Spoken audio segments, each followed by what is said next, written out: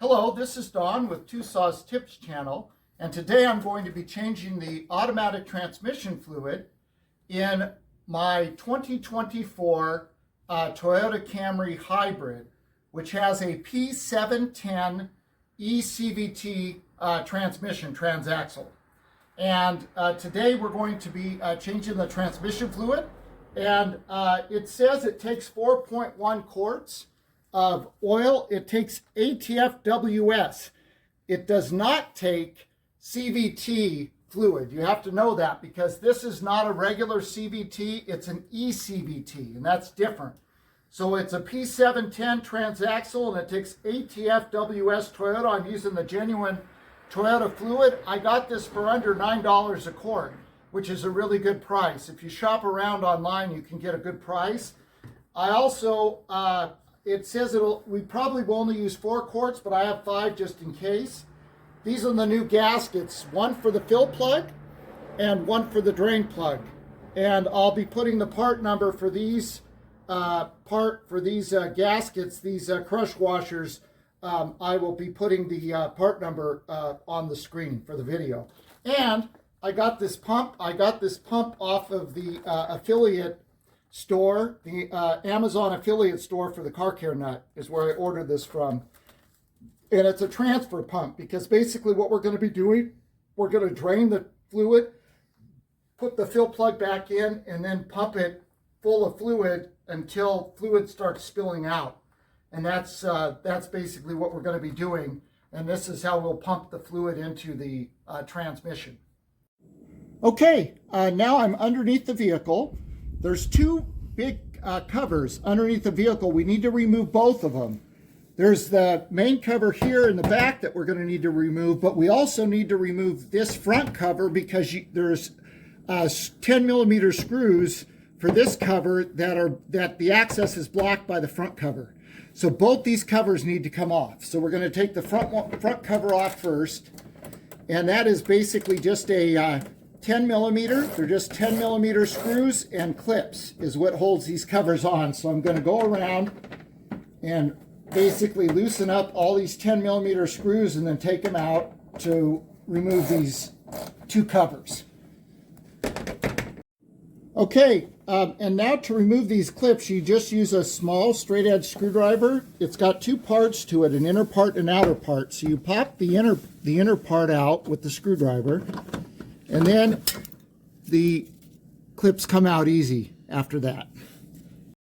Okay, and this is the last one, and then this is the first cover that we're going to remove. Okay, now we're going to take the second cover off, and again, these are all 10 millimeter bolts.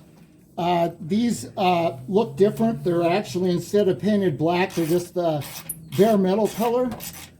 And we have to just go ahead and go around. I believe there's also some clips as well, but we'll get the 10 millimeter screws loosened first.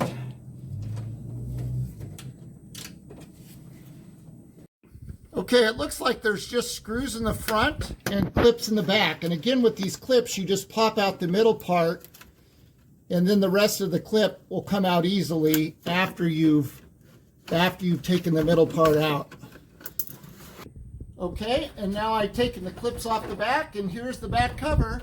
And oh my goodness, look at this. What's this? This is the transaxle, the P710. We're going to be changing the fluid in it today.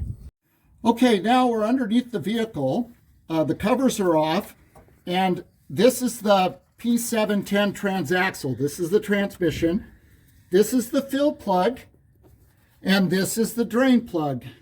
And the fill plug points towards the passenger side. Just so you know, I'm on the passenger side of the vehicle. It uses a 10 millimeter hex. So I'm going to go ahead and put this in. There. It's in now. And we're going to go ahead and break it. Whoa, that's tight. Okay, I actually broke it. It was very tight, and I actually broke it. So broke it free, that is, not broke it as in damaged it, but there it is. Okay, so now we just take the fill plug out. we're just going to unscrew it out. It just comes out easily once you get it loose. And there it is. And there is the fill plug, and as you can see, it was just a little bit of a trickle.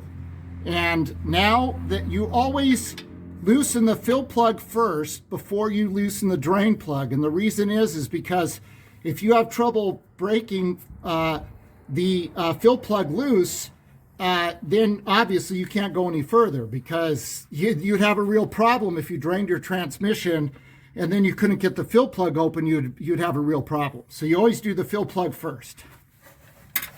Okay, now it's time to take out the drain plug. Again, you need to have a wrench with a long handle that can really put some torque on it, because these are really tight. Now to break the drain plug. Okay, I was able to finally break this loose. These are very, very tight. Just so you know, you want to have like a breaker bar or something where you can really put a lot of torque on it. And you also want to make sure that the 10 millimeter is high quality and that it inserts fully into the plug. So now we're going to go ahead and take this out and make sure the drain pan is ready to go. And we're going to go ahead and start draining right now.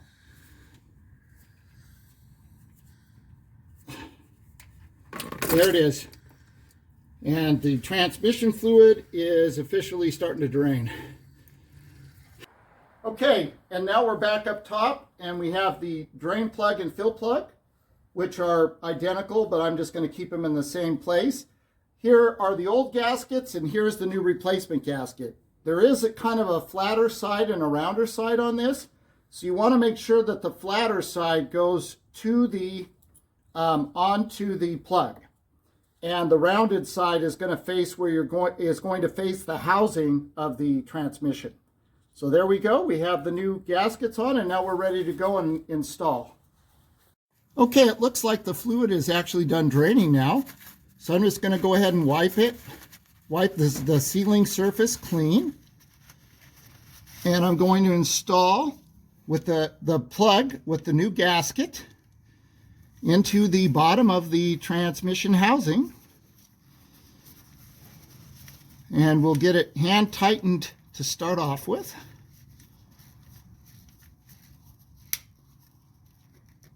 And now we're going to torque it to 37 foot-pounds, and I'll put that in the video as well.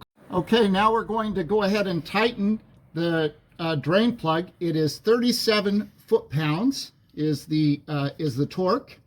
So I'm just going to go ahead and torque it down to 37 foot-pounds.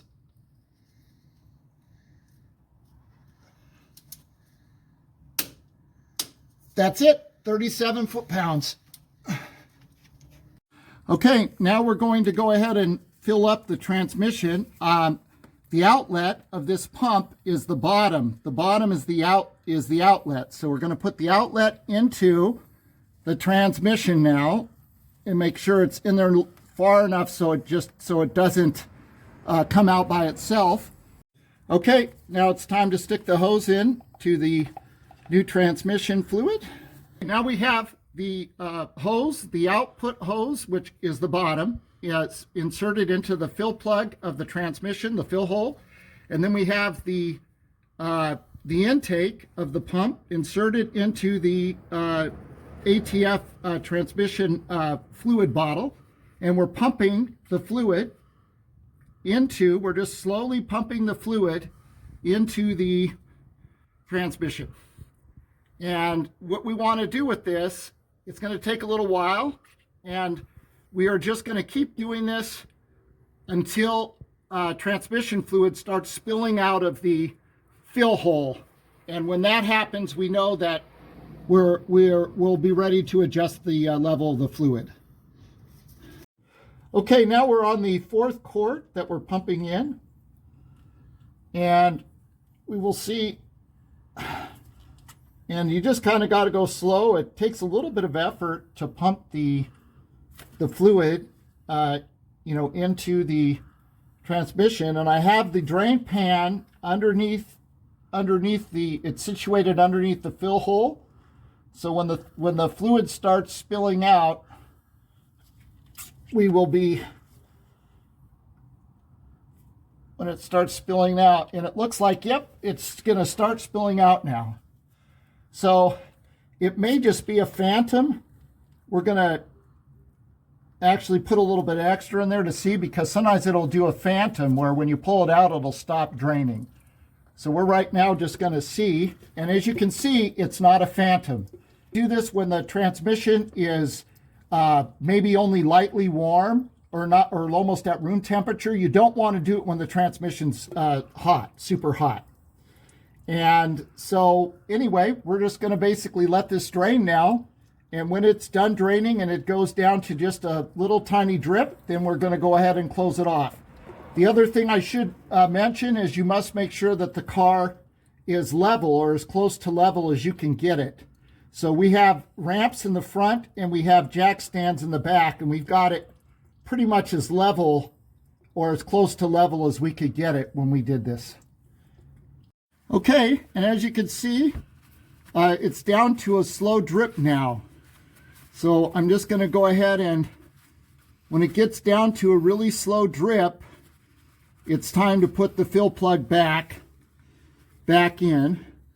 And as you can see, it's pretty much just a little tiny drip, so it's time to put it back. So we're going to put it back in.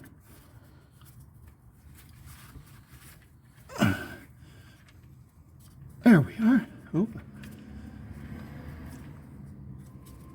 There it is. And we'll just start wiping. Wipe up the excess here and just put it in finger tight to start off with. And we'll just get this all wiped up, all the excess, and then we'll use the torque wrench to torque it to 37 foot-pounds. That's what I was able to find for the P710 online. I found some official Toyota document, and they said 37 foot-pounds for both the drain and the fill plug. Okay, now we have the torque wrench. We're going to go ahead and put the torque wrench in, and I'll just get it started. I'll make sure that it's in there all the way and snug it. And then I'll just basically keep going until it clicks. That's it, 37 foot-pounds. And we are done with the job. And now we have to put the covers back on, and then we will have the job will be completed. Okay, now we're finished. I was able to put the two covers back in. With the, you just have to be careful not to break the clips, and then there's a bunch of screws you got to put in. They're all 10 millimeters. The back cover uses different screws than most of the front cover, but they are different colored, so it's pretty easy to tell them apart. Everything seems to be good, and that's it until next time. And if you found this to be of value, and this should be applicable to any 2018 to 2024 Camry Hybrid, or pretty much any Camry, any Toyota Hybrid that has a P710 transaxle, which is what this one does have. So anyway, if you found this of value, please like and subscribe. I really appreciate it. And that's it. Thank you.